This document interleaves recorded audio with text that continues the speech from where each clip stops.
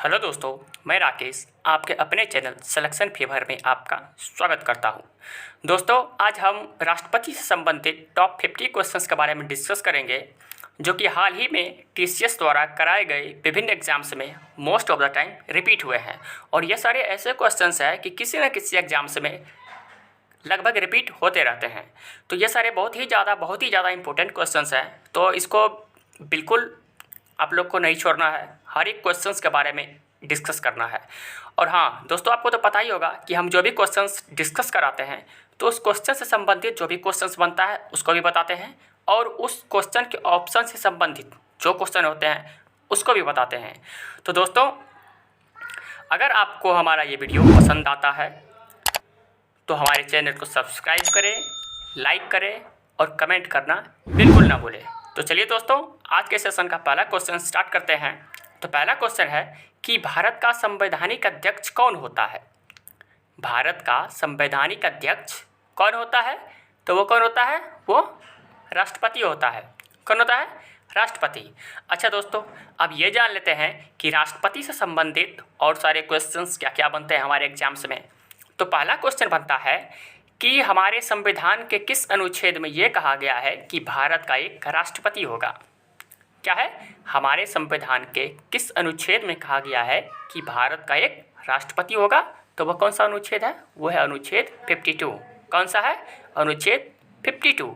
अच्छा, अगला अनुच्छेद के बारे में देख लेते हैं जो कि राष्ट्रपति से संबंधित है।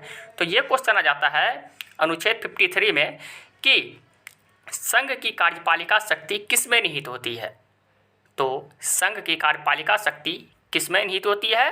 तो वो अनुच्छेद 53 के तहत भारत के राष्ट्रपति भी होती है। किसमें?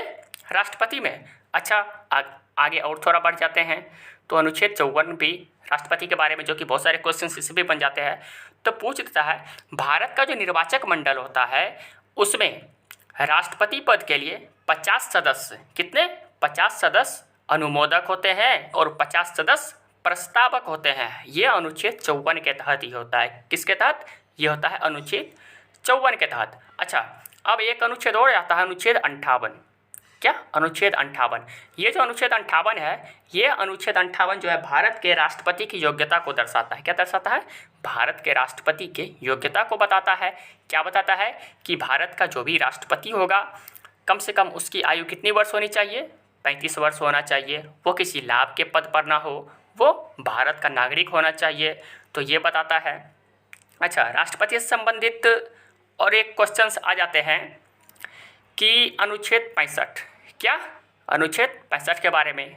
अनुच्छेद 65 ये कहता है कि यदि राष्ट्रपति नहीं है, यदि राष्ट्रपति उपस्थित नहीं है तो राष्ट्रपति के कार्यों का जो निर्वहन है वो भारत का उपराष्ट्रपति करेगा। कौन करेगा? उपराष्ट्रपति करेगा। कौन करेगा? उपराष्ट्रपति। अच्छा, ये हो गया।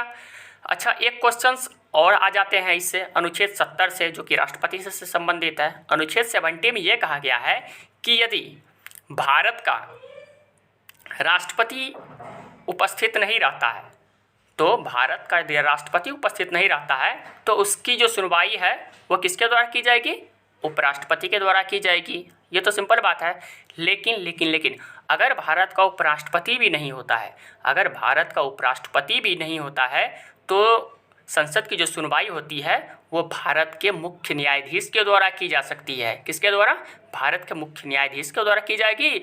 अगर यदि किसी कारणवश भारत का मुख्य न्यायाधीश भी नहीं हो, क्या हो? भारत का मुख्य न्यायाधीश भी नहीं हो, तो उस सुप्रीम कोर्ट में उपस्थित जो भी वरिष्ठतम न्यायाधीश होगा उसके द्वारा संसद की सुनवाई या कार्रवाई की जाएगी। तो राष्ट्रपति से संबंधित इतने सारे क्वेश्चंस बनते हैं। आगे देखते हैं, अगला ऑप्शन है कि प्रधानमंत्री। तो अच्छा, क्वेश्चन ये आ जाता है कि हमारे संविधान के किस अनुच्छेद में कहा गया है कि भारत का एक प्रधानमंत्री भी होगा। किस अनुच्छेद में कहा गया? तो वह अनुच्छेद 75। किस अनुच्छेद में कहा गया है? ये 75। अच्छा, प्रधानमंत्री होता कौन है? तो प्रधानमंत्री जो होता है लोकसभा में बहुमत दल का नेता होता है। कौन होता है? लोकसभा में बहुमत दल का नेता होता है। अच्छा, प्रधानमंत्री लोकसभा से संबंधित ये भी एक क्वेश्चन आ जाता है कि मंत्रिपरिषद सामूहिक रूप से किसके प्रति उत्तरदायी होते हैं? मंत्रिपरिषद सामूहिक रूप से किसके प्रति उत्तरदायी होते हैं? तो वो है लोकसभा के प्रति, और ये अनुच्छेद 75 के 3 में है कहा गया। किसमें? अनुच्छेद 75 के 3 में कहा गया है कि मंत्रिपरिषद जो है वो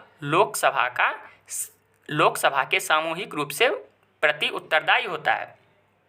अच्छा, अब ये हो गया। अगला ऑप्शन इसमें आ जाता है भारत का मुख्य न्यायाधीश।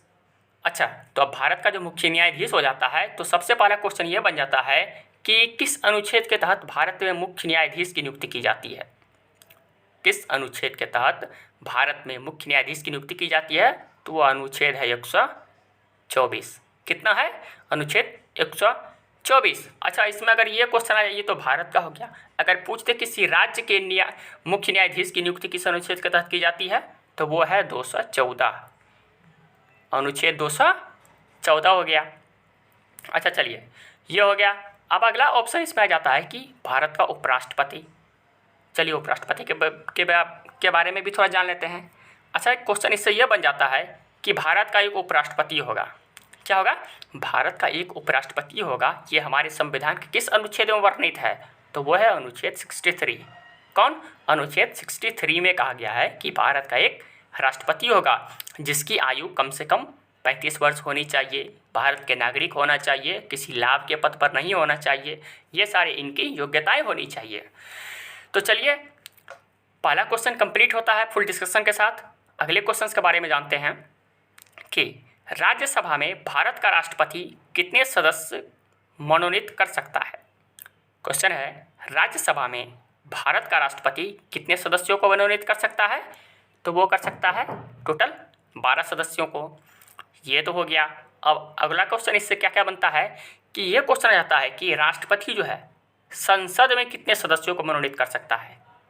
संसद में कितने सदस्यों को मनोनीत कर सकता है? तो वो टोटल 14, कितने? 14 सदस्यों को। अच्छा, इस 14 सदस्य में कौन कौन होता है?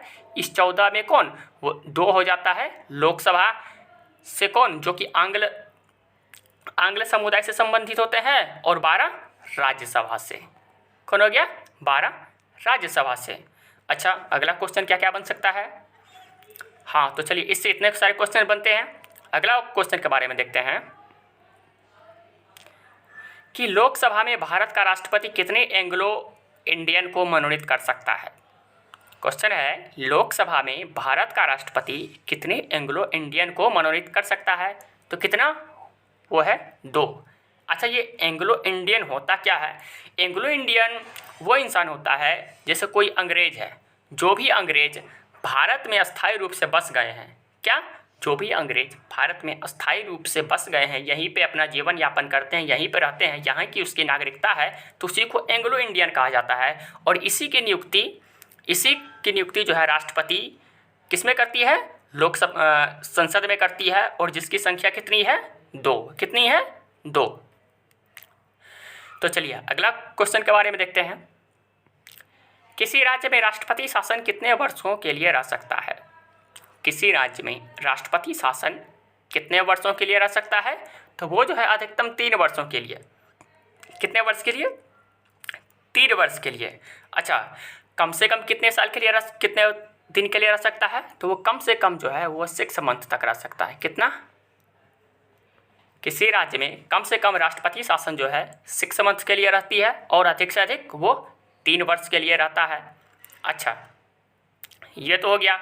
ये क्वेश्चन आ जाता है कि भारत में पहली बार राष्ट्रपति शासन किस राज्य में लगा था? भारत में पहली बार राष्ट्रपति शासन किस राज्य में लगा था? तो वो था कौन राज्य? पंजाब था। और यहाँ पर यह भी आ जाता है कि पंजाब में राष्ट्रपति शासन कब लगा था? तो वो लगा था सन 1951 में। कब लगा था? 1951 में। यह भी क्वेश्चन बन जाता है कि भारत में अभी तक कितने बार राष्ट्रपति शासन लगा है? भारत में अभी तक कितने बार राष्ट्रपति शासन लगा है? तो वो है 3 बार। कितने बार? 3 बार राष्ट्रपति शासन लग चुका है।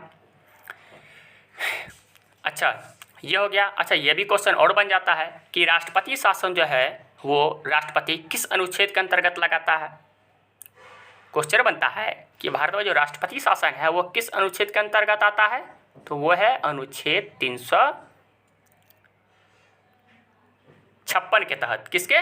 अनुच्छेद 356 के तहत राज्य में राष्ट्रपति शासन लगता है। चलिए, इससे इतना क्वेश्चन हो गया। अब अगला क्वेश्चन के बारे में देखते हैं कि राज्य में राष्ट्रपति शासन की घोषणा कौन करता है।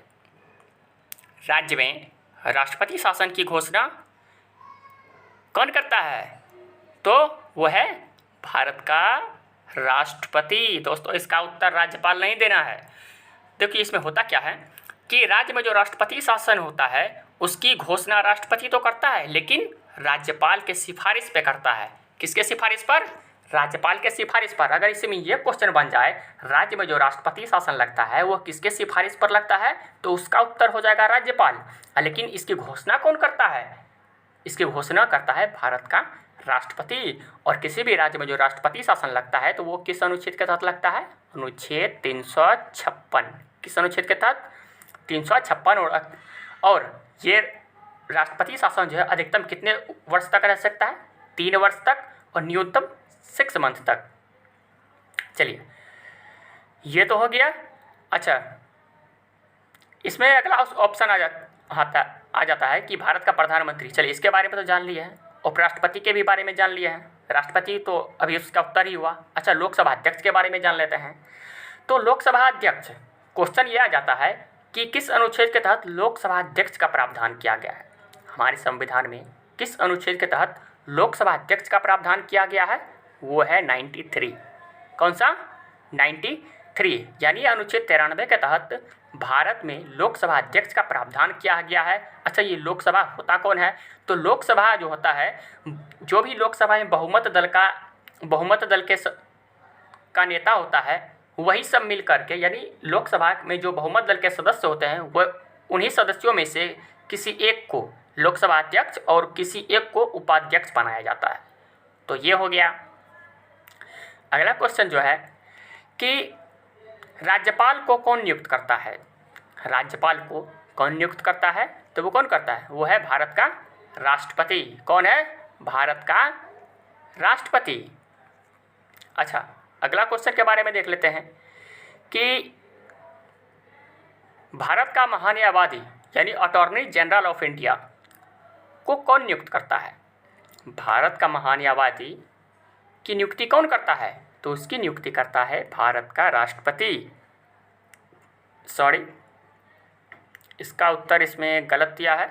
इसका उत्तर हो जाएगा ऑप्शन बी, भारत का राष्ट्रपति। तो भारत का जो महान्यायवादी है उसकी नियुक्ति कौन करता है? वो है भारत का राष्ट्रपति। अच्छा, ये तो हो गया। अब ये जान लेते हैं कि भारत का जो है महान्यायवादी होता क्या है। दोस्तों, ये जो महान्यायवादी होता है, पहले अच्छा इसके बारे में अनुच्छेद जान लेते हैं। महान्यायवादी के बारे में महान्यायवादी अनुच्छेद ये 76 में आता है। कितना? 76 में क्वेश्चन आता है कि किस अनुच्छेद में कहा गया है कि भारत का एक महान्यायवादी होगा? वो होगा अनुच्छेद 76 के तहत। अच्छा, ये तो हो गया। अच्छा, एक क्वेश्चन और आ जाता है कि भारत का जो होता है महान्यायवादी, भारत का महान्यायवादी ये क्या होता है? तो ये होता है भारत का प्रथम कानून अधिकारी। क्या होता है? भारत का प्रथम कानून अधिकारी कौन होता है? वो होता है भारत का महान्यायवादी यानी अटॉर्नी जनरल ऑफ इंडिया, और जिसकी नियुक्ति अनुच्छेद 76 के तहत राष्ट्रपति के द्वारा किया जाता है। अच्छा, ये तो राज्य में हो गया। अगर आपसे पूछ दे, सॉरी ये तो देश के बारे में हो गया। अगर आपसे राज्य के बारे में पूछ दे, अगर बोल दे कि राज्य का सर्वोच्च कानून अधिकारी कौन होता है, राज्य का सर्वोच्च कानून अधिकारी कौन होता है, तो वो होता है महाधिवक्ता। क्या होता है? अरे भाई लिखा जा, लिखा कहाँ रहा भाई? महाधिवक्ता। अच्छा, ये तो हो गया महाधिवक्ता। ये आ जाता है कि जो महाधिवक्ता है किस अनुच्छेद के अंतर्गत आता है, तो वो होता है अनुच्छेद 165 के तहत। किसके तहत? तो अनुच्छेद 165 के तहत राज्य में महाधिवक्ता की नियुक्ति की जाती है। अच्छा, इतना तो हो गया। अगला क्वेश्चन के बारे में देख लेते हैं कि संघ लोक सेवा आयोग के सदस्यों की नियुक्ति कौन करता है? संघ लोक सेवा आयोग के सदस्यों की नियुक्ति कौन करता है? तो इसकी नियुक्ति करता है भारत का राष्ट्रपति। कौन करता है? भारत का राष्ट्रपति। अच्छा, इससे तो ये हो गया। अब इससे क्वेश्चन और बन जाता है कि जो संघ लोक सेवा आयोग है इसकी स्थापना कब हुआ था? संघ लोक सेवा आयोग यानी इसी को यूपीएससी भी कहा जाता है। क्या? यूपीएससी। यानी यूपीएससी की स्थापना कब हुई थी? 1926 ईस्वी में। कब? 1926 ईस्वी में। अच्छा, ये तो हो गया। अब इससे संबंधित ये क्वेश्चन आ जाता है कि ये किस अनुच्छेद के अंतर्गत आता है? ये जो है संघ लोक सेवा आयोग किस अनुच्छेद के अंतर्गत आता है? तो वो है अनुच्छेद 315। किस अनुच्छेद के तहत? अनुच्छेद 315 के तहत। चलिए अगला क्वेश्चन के बारे में देखते हैं। भारत के नियंत्रक एवं महालेखा परीक्षक किसके द्वारा नियुक्त किया जाता है? भारत के नियंत्रक एवं महालेखा परीक्षक किसके द्वारा नियुक्त किए जाते हैं? तो इसका जो उत्तर हो जाएगा, इसका उत्तर हो जाएगा वो है भारत का राष्ट्रपति। किसके द्वारा? भारत का राष्ट्रपति। अच्छा, ये तो हो गया। अब ये जान लेते हैं कि भारत का जो नियंत्रक एवं महालेखा परीक्षक है वो हमारे संविधान के किस अनुच्छेद के तहत आता है? किस अनुच्छेद के तहत आता है? तो ये आता है 148 से लेकर 151 तक। कितना? 148 से लेकर 151 तक। अच्छा, इसी को कैग भी कहा जाता है। क्या? CAG, CAG, controller auditor general of India. CAG का फुल फॉर्म क्या होता है? Controller auditor general of India होता है।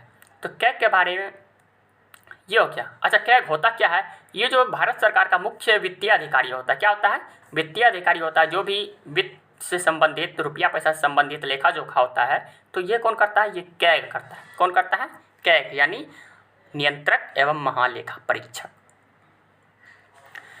अगला क्वेश्चन के बारे में देखते हैं। इनमें से किसकी नियुक्ति भारत का राष्ट्रपति नहीं करता है? किसकी नियुक्ति भारत का राष्ट्रपति नहीं करता है? तो ऑप्शन में देख लेते हैं कि किसकी नियुक्ति भारत का राष्ट्रपति करता है। तो ऑप्शन ए में है कि उच्चतम न्यायालय के मुख्य न्यायाधीश, इसकी भी नियुक्ति तो राष्ट्रपति ही करता है। उच्च न्यायालय के मुख्य न्यायाधीश, इसकी भी नियुक्ति राष्ट्रपति द्वारा की जाती है।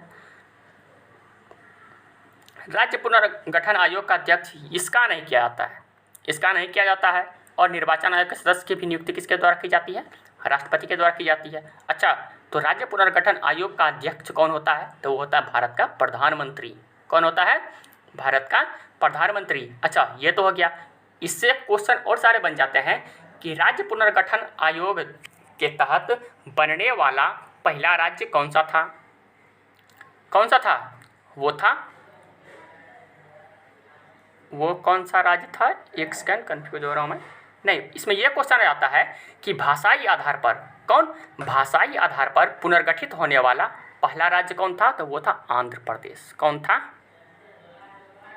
आंध्र प्रदेश। और ये बना कब था? तो ये 1953 में। कब? 1953 में। तो भाषाई आधार पर गठित होने वाला पहला राज्य कौन था? वो था आंध्र प्रदेश। और कब बना था ये? 1953 में। चलिए अगला क्वेश्चन के बारे में देखते हैं कि भारत के द्वितीय राष्ट्रपति कौन थे?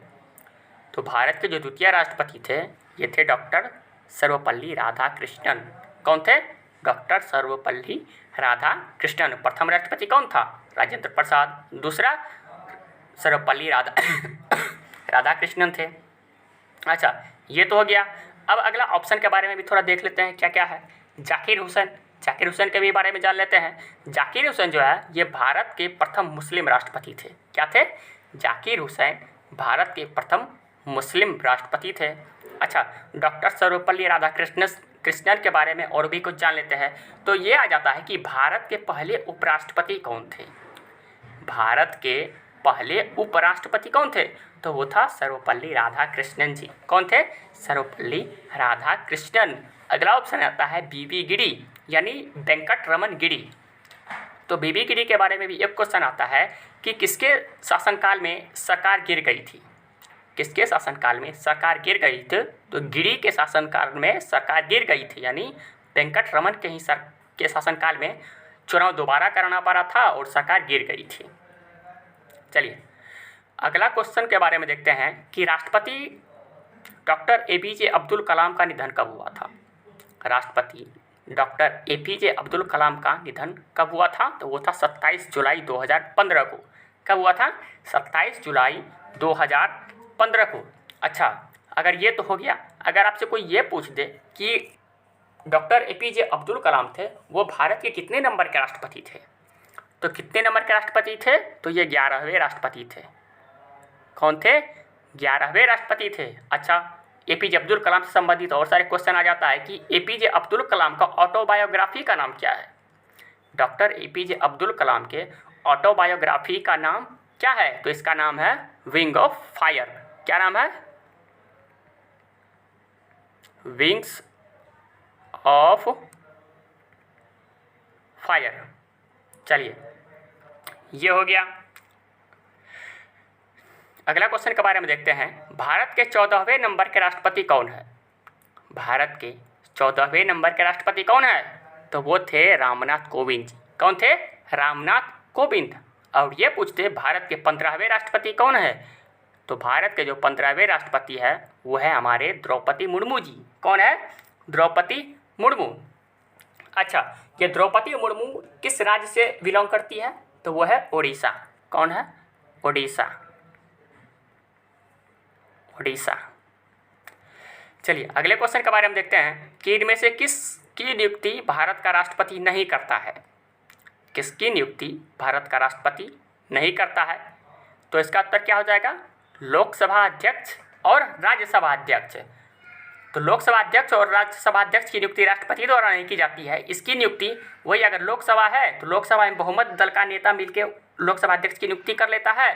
अगर राज्य है तो विधानसभा में जो भी बहुमत दल का नेता होता है वो मिलकर अपने अध्यक्ष की नियुक्ति कर लेता है। तो इसकी नियुक्ति राष्ट्रपति के द्वारा नहीं की जाती है। तो चलिए, अगला क्वेश्चन है, भारत के राष्ट्रपति का वेतन कितना होता है? भारत के राष्ट्रपति का वेतन कितना होता है? तो वो होता है 5 लाख। कितना होता है? 5 लाख होता है। अगला क्वेश्चन के बारे में देखते हैं कि भारत के राष्ट्रपति पद का गठन किसके द्वारा किया गया है? भारत के राष्ट्रपति पद का गठन जो है किसके द्वारा? वो है संविधान सभा के द्वारा किया गया है। अच्छा, संविधान सभा के द्वारा कब किया गया? तो वो किया गया था 24 जनवरी 1950 को। और ये क्या था उस दिन? 24 जनवरी 50 को संविधान सभा की आखिरी बैठक थी। क्या थी? आखिरी बैठक थी। और उसी में राष्ट्रपति पद का गठन किया गया था। और इसके तहत बनने वाले भारत के प्रथम राष्ट्रपति कौन थे? वो थे हमारे डॉक्टर राजेंद्र प्रसाद। कौन थे? डॉक्टर राजेंद्र प्रसाद। चलिए, अगला क्वेश्चन के बारे में देखते हैं, वर्तमान में भारत के राष्ट्रपति कौन है? तो वर्तमान में जो भारत के राष्ट्रपति है वो कौन है? द्रौपदी मुर्मू जी। कौन है? द्रौपदी मुर्मू। और ये कितने नंबर के राष्ट्रपति है? ये 15वें नंबर के राष्ट्रपति है। और ये किस राज्य से बिलोंग करते हैं? तो उड़ीसा से करते हैं। चलिए, ये हो गया। अगले क्वेश्चन के बारे में देखते हैं कि भारत में राष्ट्रपति पद का प्रावधान किस अनुच्छेद से संबंधित है? भारत में राष्ट्रपति पद का प्रावधान किस अनुच्छेद से संबंधित है? तो बता ही चुके हैं। अनुच्छेद कौन सा है? वो है 52। कौन है? अनुच्छेद 52। अगला क्वेश्चन आता है कि राष्ट्र का प्रमुख कौन होता है? तो राष्ट्र का प्रमुख कौन होगा? वो तो राष्ट्रपति ही होगा। कौन होगा? राष्ट्रपति। अगला क्वेश्चन के बारे में देखते हैं कि भारत के प्रथम राष्ट्रपति कौन थे? भारत के प्रथम राष्ट्रपति कौन थे? तो वो थे डॉक्टर राजेंद्र प्रसाद। और इसकी नियुक्ति कब हुई थी? वही संविधान सभा की आखिरी बैठक यानी 24 जनवरी 1950 को। कब वो था? 24 जनवरी 1950 को भारत के प्रथम राष्ट्रपति निर्वाचित हुए थे। कौन थे? डॉक्टर राजेंद्र प्रसाद। अगला क्वेश्चन है, भारत की प्रथम महिला राष्ट्रपति कौन थी? तो भारत की जो प्रथम महिला राष्ट्रपति थी वो थी प्रतिभा देवी सिंह पाटिल। कौन थे? प्रतिभा देवी सिंह पाटिल। अच्छा, अगला ऑप्शन इसमें है, उसके बारे में डिस्कस कर लेते हैं। पहला ऑप्शन है सुचेता कृपलानी। सुचेता कृपलानी कौन थी? तो ये थी भारत की प्रथम महिला मुख्यमंत्री। क्या थी? भारत की प्रथम महिला मुख्यमंत्री कौन थी? सुचेता कृपलानी। और ये किस राज्य की मुख्यमंत्री थी? तो ये था उत्तर प्रदेश का। कहाँ का? उत्तर प्रदेश का। अगला ऑप्शन इंदिरा गांधी के भी बारे में जान लेते हैं। इंदिरा गांधी से क्वेश्चन बनता है कि भारत की प्रथम महिला प्रधानमंत्री, तो ये कौन थी? भारत की प्रथम महिला प्रधानमंत्री थी। अगला ऑप्शन के बारे में जान लेते हैं, सरोजिनी नायडू। सरोजिनी नायडू से ये क्वेश्चन बन जाता है कि भारत की प्रथम महिला राज्यपाल कौन है। भारत की प्रथम महिला राज्यपाल तो वो कौन थी, वो थी सरोजिनी नायडू। और ये भी किस राज्य की थी, वो था उत्तर प्रदेश का। कहाँ का, उत्तर प्रदेश का। अगला क्वेश्चन है, भारत का प्रथम नागरिक कौन होता है। तो भारत का प्रथम नागरिक हमारे देश का राष्ट्रपति होता है। कौन होता है, राष्ट्रपति होता है। चलिए ये हो गया। अगला क्वेश्चन के बारे में देखते हैं कि भारत में राष्ट्रपति पद के लिए न्यूनतम आयु कितनी होनी चाहिए। भारत में राष्ट्रपति पद के लिए न्यूनतम आयु कितनी होनी चाहिए, तो 35 वर्ष। कितने वर्ष, 35 वर्ष। अच्छा, अगला ऑप्शन के बारे में थोड़ा डिस्कस कर लेते हैं। 30 वर्ष दिया हुआ है। अच्छा, 30 वर्ष किसकी न्यूनतम आयु हो सकती है, तो वो राज्यसभा के सदस्यों की। तो क्वेश्चन आता है, राज्यसभा के सदस्यों की न्यूनतम आयु कितनी होती है, तो वो है 30 वर्ष। अगला ऑप्शन है 25 वर्ष। तो ये जो 25 वर्ष होता है, ये होता है लोकसभा सदस्यों की न्यूनतम आयु। तो लोकसभा सदस्य की न्यूनतम आयु कितनी होती है, वो होता है 25 वर्ष। अगला ऑप्शन है डी में 21 वर्ष। तो 21 वर्ष किसकी न्यूनतम आयु होती है, वो जो होता है जो भी पंचायत पे चुनाव लड़ते हैं। क्या होता है, पंचायत चुनाव लड़ने के लिए न्यूनतम आयु कितनी होनी चाहिए, तो वो है 21 वर्ष। चलिए अगला क्वेश्चन के बारे में देखते हैं कि तीनों सेनाओं का सर्वोच्च सेनापति कौन होता है। तीनों सेनाओं का सर्वोच्च सेनापति तो वो हमारे कौन होते हैं, देश के राष्ट्रपति होते हैं। कौन होते हैं, राष्ट्रपति। अगला क्वेश्चन है, लोकसभा एवं राज्यसभा में राष्ट्रपति कुल कितने सदस्यों को मनोनीत कर सकता है। तो लोकसभा एवं राज्यसभा में राष्ट्रपति कितने लोगों को मनोनीत कर सकता है, तो लोकसभा से 2 और राज्यसभा से 12, यानी टोटल 14। कितने, 14। अगला क्वेश्चन है, राष्ट्रपति का चुनाव कितने वर्षों के लिए होता है। तो सबको पता होता है, सिंपल क्वेश्चन है, 5 वर्ष के लिए। कितने वर्ष के लिए, 5 वर्ष के लिए। अगला क्वेश्चन है, भारत का राष्ट्रपति को कौन शपथ दिलाता है। भारत के राष्ट्रपति को कौन शपथ दिलाता है, तो वो होता है सुप्रीम कोर्ट का मुख्य न्यायाधीश। क्या होता है, भारत का मुख्य न्यायाधीश, यानी इसी को कहते हैं सुप्रीम कोर्ट का मुख्य न्यायाधीश। और सुप्रीम कोर्ट के मुख्य न्यायाधीश को कौन शपथ दिलाता है, तो वो भारत का राष्ट्रपति। कौन दिलाता है, भारत का राष्ट्रपति। अगला क्वेश्चन है, भारत के मुख्य न्यायाधीश को पद की शपथ कौन दिलाता है, तो वही भारत का राष्ट्रपति। कौन दिलाता है, भारत का राष्ट्रपति। तो भारत के मुख्य न्यायाधीश को पद की शपथ कौन दिलाता है, भारत का राष्ट्रपति। अगला क्वेश्चन है, भारत के प्रथम मुसलमान राष्ट्रपति कौन थे। ये भी आगे पीछे हम डिस्कस कर चुके हैं। तो भारत के जो प्रथम मुस्लिम राष्ट्रपति थे वो कौन थे, डॉक्टर जाकिर हुसैन। कौन थे, जाकिर हुसैन। अगला क्वेश्चन है कि निर्विरोध चुने गए राष्ट्रपति कौन थे। तो निर्विरोध चुने गए राष्ट्रपति कौन थे, वो है नीलम संजीवा रेड्डी। यानी इसका मतलब क्या, यानी जब ये राष्ट्रपति पद के लिए खड़ा हुई थी तो इसके विरोधी में कोई खड़ा ही नहीं हुआ था। क्या, इसके विरोध में कोई चुनाव नहीं लड़ा था, इसलिए ये निर्विरोध लड़े गए थे। तो अगला क्वेश्चन है, संविधान में राष्ट्रपति शासन का प्रावधान किस अनुच्छेद में किया गया है। तो संविधान में जो है राष्ट्रपति शासन का प्रावधान किस अनुच्छेद में किया गया, अनुच्छेद 356 में। क्या है, अनुच्छेद 356 में। अच्छा, राष्ट्रपति शासन 3 प्रकार से लगता है। एक लगता है 352, 4 जोड़ते जाइए 356, फिर 4 जोड़िए 360।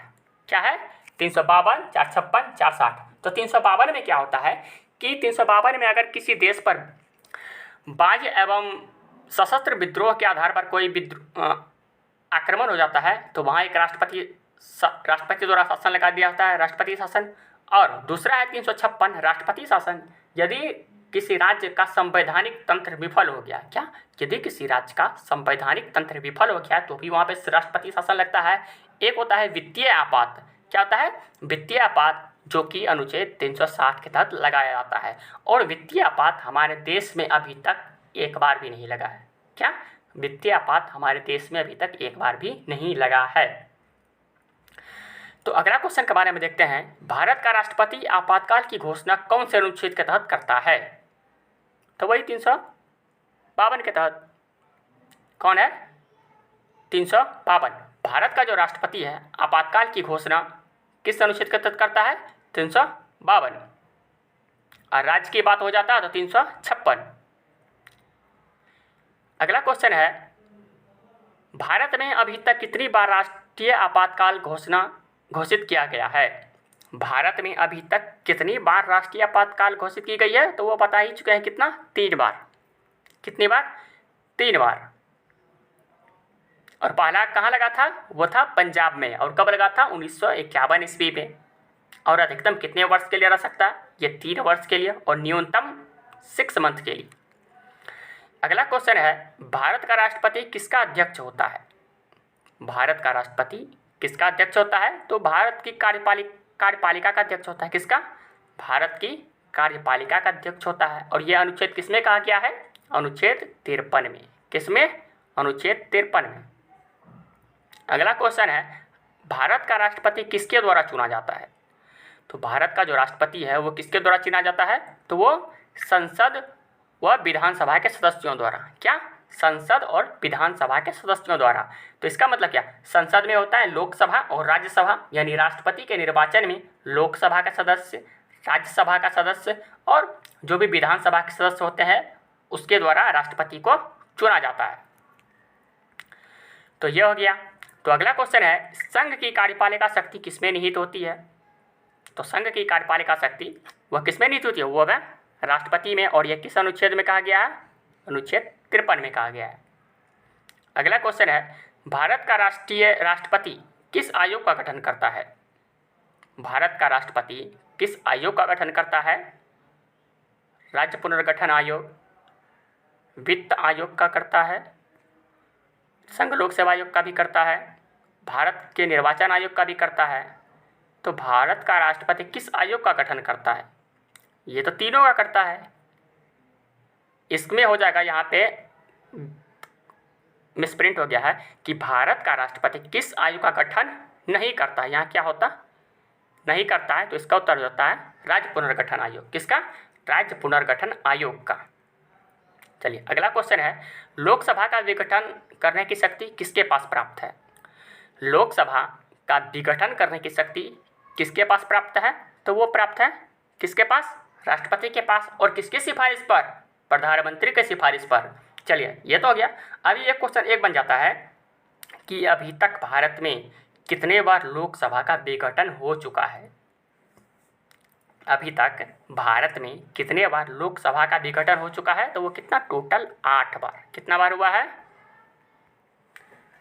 8 बार। चलिए अगला क्वेश्चन है, संसद के दोनों सदनों की संयुक्त बैठक कौन बुलाता है? संसद के दोनों सदनों की संयुक्त बैठक जो है वो भी भारत का राष्ट्रपति ही बुलाता है। अच्छा ये तो हो गया। अब क्वेश्चन ये आ जाता है कि संसद के दोनों सदनों की संयुक्त बैठक किस अनुच्छेद के तहत बुलाया जाता है? तो वो है अनुच्छेद 108। किस अनुच्छेद के तहत? तो अनुच्छेद 108। अगला क्वेश्चन है, किसी राज्य का राज्यपाल।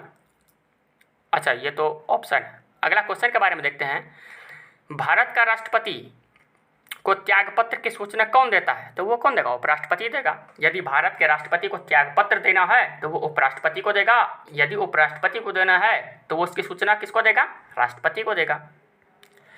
अगला क्वेश्चन है, मुख्य चुनाव आयुक्त की नियुक्ति कौन करता है?